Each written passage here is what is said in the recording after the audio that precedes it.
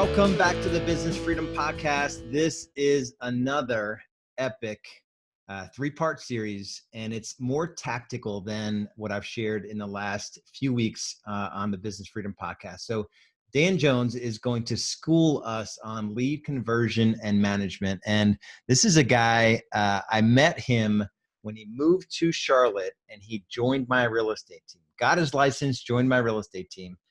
He left my team in like 2012, I think. Real Estate B School launched in 2013, and I think he came into Real Estate B School 2014 or so. And a couple of years, he had one administrator and did about 60 to 65 transactions. And he did almost 300 transactions last year. And he's in my market, and he's just an awesome dude. He's a business coach for Real Estate B School now. So we're blessed to be part of his world, and I'm just honored to call him a friend and just a good dude. So this is another three-part series where you want to grab your journal. You want to find a spot where you can just take notes, and there's just good stuff in here. So all I ask, because this is inner circle, members only content, is that you share the podcast, share this episode of the podcast on social media, share it everywhere, and leave us a 5-star review on the podcast, wherever you consume it. Leave us a 5-star review. It's super helpful. And enjoy the three-part series. If you have any questions about Real Estate B School, just go to realestatebschool.com, and we've got programs for all levels for folks that want to build amazing businesses. So much love and respect. Stay tuned, dig in, take notes, and I know you're going to enjoy this three-part series. This literally happened about a week ago, where we moved into a new house, and like the first thing I needed in my house was TVs on the wall and everything kind of integrated together before we had like toilet paper or anything like that. And the guy that helped me, the AV guy that I have, I met him. I sold a home of his like early on in my real estate career, and his name's Corey. And this was like at the point where I shouldn't have been listing homes. Like, I made the shift from buyers, and I knew nothing about listing homes or selling homes. And but he had a roommate at the time. And just the other day, I realized Corey introduced me to Dan. And Dan met his wife at the real estate office that my team was at the time. And they ended up obviously getting married, and they have a child now. And so Dan owes all of his success to me, is what I figured out. No, but it really struck me, like you never really know like these relationships that you have and what they're going to lead to. And just to see, it's pretty cool to see, it's all perfectly planned ahead of time. I truly believe that. And just to see a guy do so well in his real estate business, and he's going to probably brag on himself a little bit, hopefully, to really keep his business just super simple. And that's not a dig on the way he runs his business. It is an absolute credit to what he is building and what he has built. And he just gets after it in his business. And his role now, just as hard as he worked as a real estate agent, he works now to serve his team. Who's here from Dan's team? Look at that. What, did you kick my whole team out of the first row? Would you fight them? Where did my team go? Somewhere. Oh, there they are. There's one of them. So I want you guys to give a big round of applause for Dan Jones.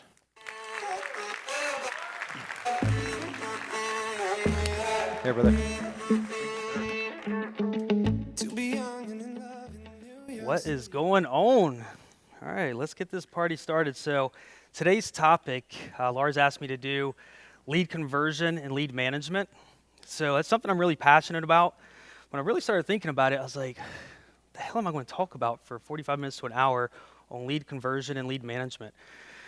So I was like, damn, that's like the most boring topic, like non-sexy thing about real estate, right? But if you're not good at it, right, real estate's going to be very difficult. So one of the things that we've done in our business is go really deep with scripts, training, repeating, training, right? And like the slide says, that is where the rubber hits the road. So I totally get it's like the most boring thing, right, about real estate, but we have to be really good at it.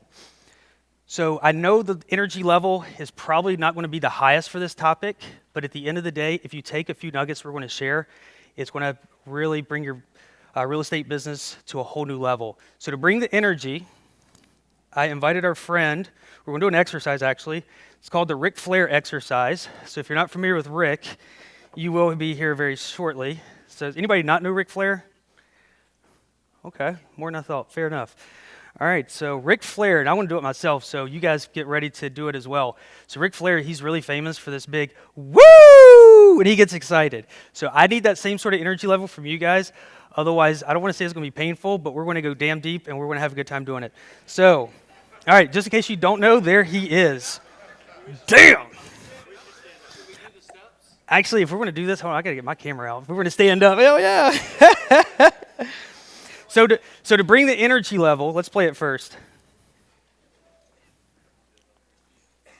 All right, Rick, talk to us. Woo! That is it. That is it. I got to hit record. So on 3, to bring some energy. Thank you for standing up. You guys look good. All right, on 3, let's do a big Ric Flair. Woo! All right, 1, 2, 3. Woo! Damn, that was good. All right, you can have a seat. You can have a seat. So let's do, woo! There it is. I should have put that like on every other slide. Just keep everybody's like entertained. So there's 2 reasons why we did that. Number 1, I want some energy in the room. Number 2, regardless if I fall down the stage or if I goof up, figure out wherever I'm at in my presentation, you guys just look 10 times as foolish as I possibly could at this point. So we're at least on a level playing field to get the ball moving. So I do want to introduce our team, which is over here. Lars did here. Have a few pictures. Here we have a couple of our events that we've done. We participated. There's a Susan G. Komen event, Whitewater Center. My beautiful daughter and beautiful wife there. And looks like Hillary put the one where she's pointing a gun at me. I'm not sure if I was selling too much real estate or I just couldn't sit still. But in the middle, you see John and his wife. He's been with us about 5 years. He's our virtual assistant in the Philippines, wearing some Carolina Real Estate Experts t-shirts. So today, why listen to me? Why listen to real estate? Why are we here like in this session? So, and why pay attention? Because personally, I have been making prospecting dials since I was 2 years old, and I'm pretty damn good at it, right? And there's going to be some really good nuggets for you guys to take away. And plus, it's the one thing that I can guarantee you, if you do at a high level, both as an individual and as a team, right, it will make your life better, all right? It's just that one thing that we focused on. So 2015 was my first real estate B-School conference, and I took everything from B-School, right, and simplified it, right? There's no reason to complicate real estate. There's no reason to complicate, training, role play, and just simplified. So in 2015, we took a leap of faith that we had 5 or 6 lead sources going. We're spending 1,000 here, 500 here, 2,000 here. And Lars and I decided, you know what, let's just focus on the one thing and that one lead source and go crazy deep. And that's what we did. So I took the leap of faith, and I was scared as hell, as that baby would suggest. And that was 2015. And the 2 words I focused on basically the word simplify and consistency. And that's one thing if you can ask our team. I know we change things every once in a while, we add, right? But it's still simple. We always try to make things simple and consistent. So 2016, we added a second lead source, and we went to 175 deals. Right? So I hear a lot of people talk about, I need 2, 3, 4, 5 lead sources. You don't. Right? It's about going deep with what you have, understanding what you have, and going really deep. Right? So 2017, we did not add lead sources. We went crazy deep with what we had. Right? Got better scripts, got better at our scripts, and we went to 225 deals last year. All right, so the 2 things I want you to ask yourself and write down as takeaways and give this some thoughts is, if as a team you took your SOI and past client business out of your gross commission, this is for agents, team leaders, right? And then you measured your ROI for marketing sources, what would your numbers look like? So those dollars you spend on a monthly basis on the marketing, right? What is your true ROI? Okay, and that's your lead sources. I know I coach a handful of you guys in here, and some of your businesses are 70, 80% on the SOI, past client referral. That's awesome, right? I didn't have that. So we had to start deep with lead gen, and when we did that, it was either sink or swim. When you start dropping thousands of dollars a month on lead gen, you better be damn good on the phone or you're not putting food on the table, right? So if you take those numbers out, your sphere of influence and past clients, and for some of you guys who don't have that business, right, take those numbers out, or even if you do, take those numbers out and then measure against that. Number 2, how are we as a team converting leads, managing appointments set, met, and getting clients to sign and becoming raving fans for life? Right? How are we doing as a team on the big picture? All right, so our goals for today, the underlining theme here is if you do this, right, prospecting, and you do it at a high level and your whole team does it, right, life will get better. But we want to create a team around prospecting, just that team culture. And if you're doing, number 2, new outlook on converting leads and going deep, if you think you're going deep already, right, more than likely there's room for improvement. So if you're like me, I'm better on the front end, setting the appointment, but if it's a follow-up, that's not my best game, right? How can I go deeper on my follow-up game, right? Number 3 is embracing tracking and accountability and just embracing that at a really crazy high level, right? We all need coaches. We all need accountability, right? If we want to get better as agents and not spend 60 hours a week trying to sell 40, 50 homes, how can we get to 40, 50 homes in 40 hours a week, right? It's called getting better on the phone, better on your scripts. All right, so if you guys are ready, I don't have a video clip for this, but I'm getting ready. Let's get ready to rumble. All right, so scripts, training, and converting leads. We got 3 topics. This is number 1.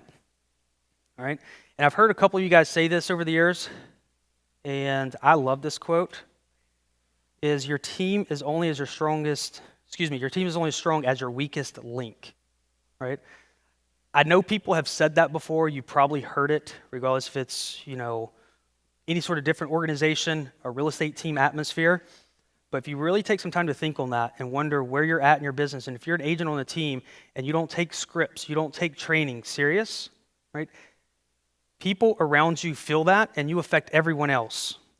So if you won't, and Thomas, you said this last time, and I had heard it before, but when you hear it the second and third time, it really sinks in, right? C talent will run A talent out the door. And that's very, very true, right?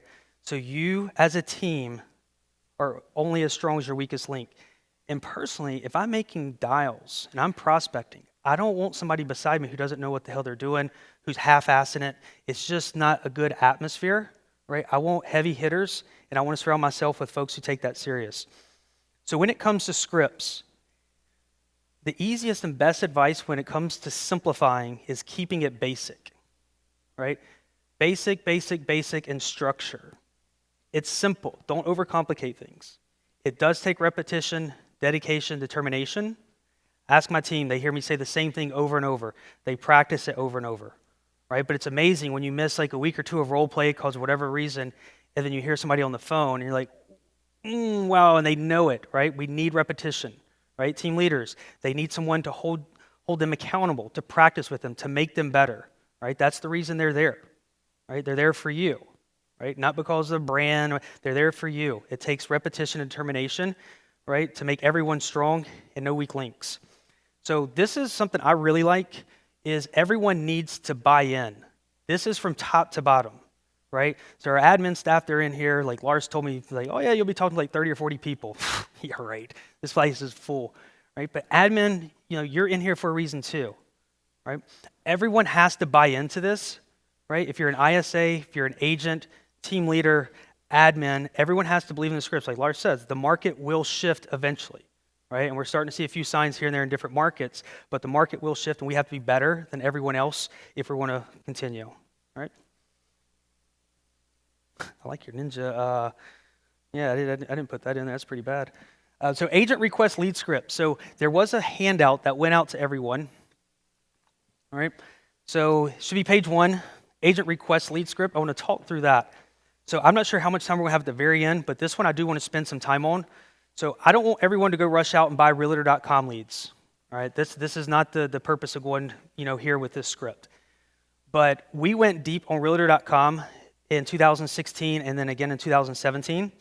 And we started to get away from every other thing. And we still have 2 lead sources, but realtor.com is by far our number 1 source. So this is what we put together, right? And what we practice over and over and over in objections around this one script. All right, there's a few other things we use, but just this one. All right.